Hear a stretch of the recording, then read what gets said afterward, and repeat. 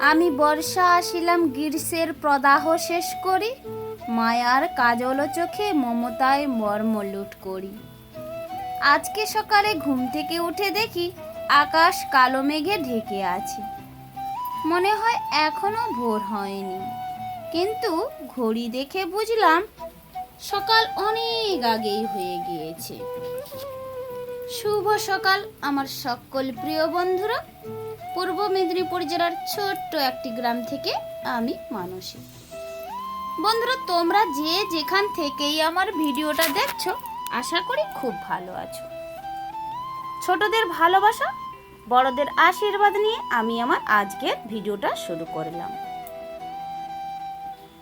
আর দেখো বন্ধুরা, কালকে থেকে ভীষণ সজল ধারায় বৃষ্টি হচ্ছে। আর ভালো লাগছিল না, রোজ রোজ বৃষ্টি, এতটাই বৃষ্টি হচ্ছিল যেন কাজে আর মন লাগছিল না। দেখো কতক্ষণ আর ওয়েট করব।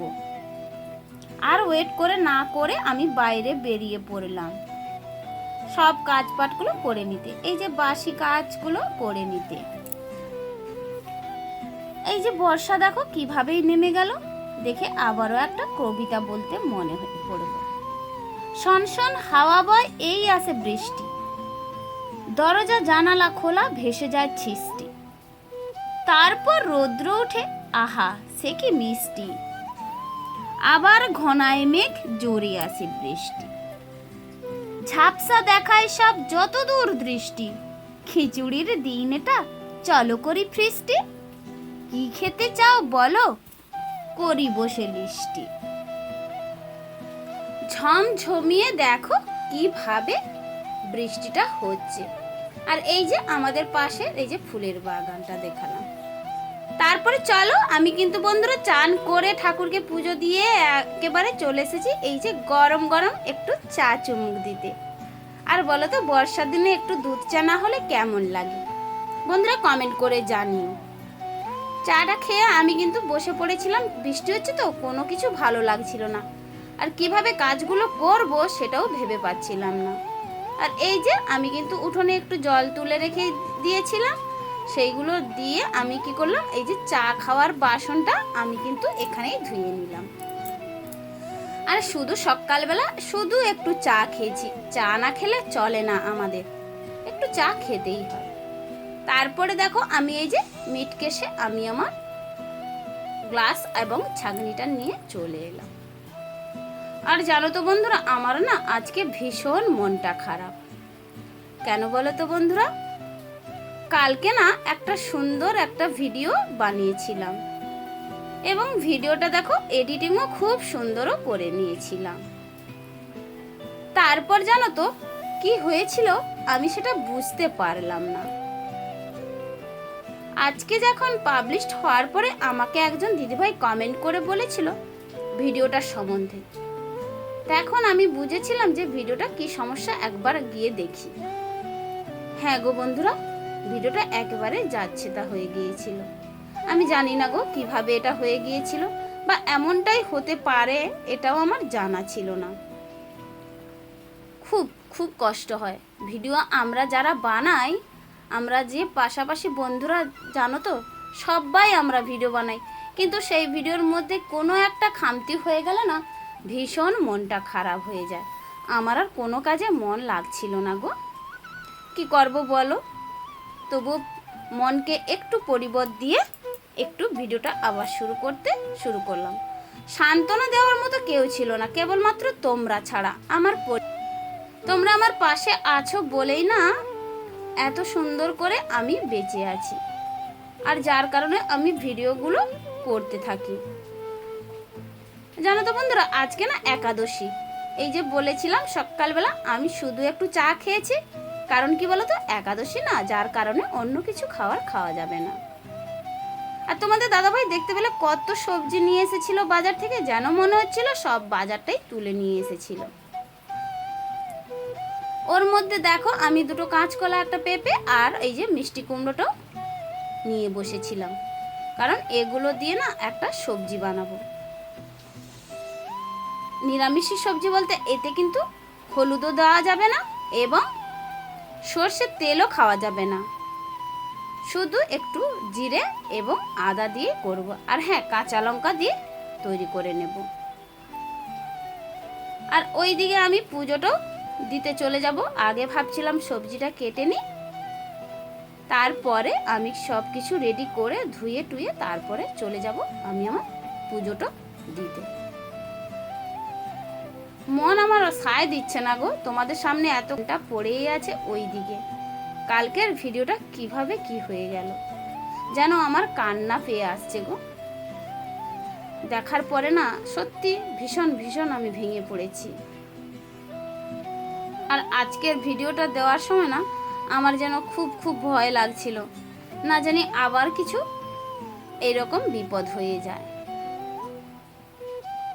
আর বন্ধুরা তোমরা আমার পাশে থেকো, এখনো যারা আমার ভিডিওটা দেখছো আশা করি তোমরা আমার পাশে থাকবে আর এইভাবে আমার পাশে থেকো। আর সুন্দর সুন্দর কমেন্ট করে আমায় জানিও ভিডিওটা কেমন হলো। তারপর দেখো বন্ধুরা, এইদিকে আমাদের ফলের বাজারটাও করে নিয়ে এসেছি। এইদিকে এনেছে 2টো আপেল, আর এইদিকে অনেকগুলোই শশা এনেছে, আর এনেছে অনেকগুলো রম্ভা। আজকে যেহেতু একাদশী আমাকে এর উপরেই থাকতে হবে, ওই একটু সবজি বানাবো আর ওই ফলমূলের উপরেই আমাকে থাকতে হবে। আর কি জানো তো বন্ধুরা, বেশি না ফল খেয়ে আমি আবার থাকতে পারি না। কি করব, গোবিন্দকে তো ভোগ লাগাতেই হবে, যার কারণে আমাদের এই ফল নিয়ে চলে এসেছে। তারপর দেখো আমি আমার গোবিন্দর ভোগশালা, এইখানে কিন্তু আমাদের গোবিন্দর রন্ধন করা হয়, অন্ন সেবা দেওয়া হয় তো, আর এই জায়গাতে আমাদের রান্না করা হয়।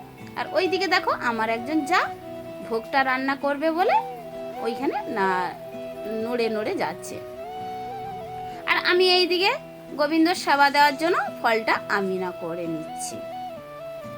আর বাইরে ভীষণ বৃষ্টি, ছাতা মাথায় দিয়ে না যাওয়া আসা করতে করতে না আমার পা যেন মিশমিশানি শুরু হয়ে গেছে। এইদিকে কাদা, অন্যদিকে জল। এমনিতেই আমার একটু বেশি জল পড়লে পায়ে না একটা অসুবিধা মনে হয়, আর চুলকনি ভাব হয়ে যায়।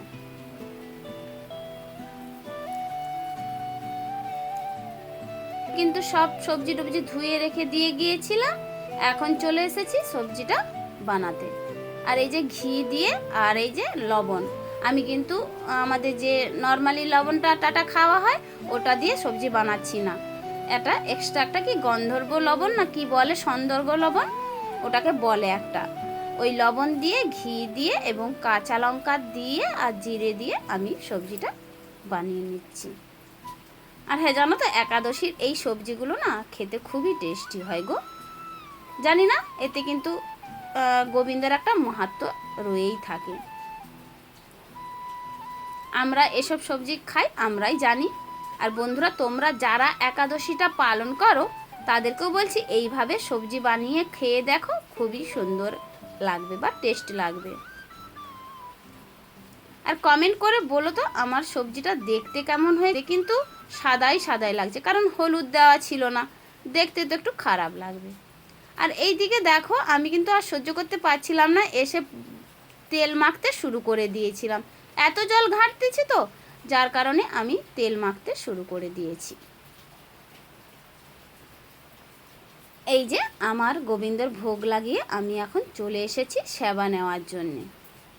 বাড়িতে একটু সবজি নিয়েছি, আর ওই দিকে দেখো গোবিন্দের প্রসাদটাও নিয়ে চলে এসেছি।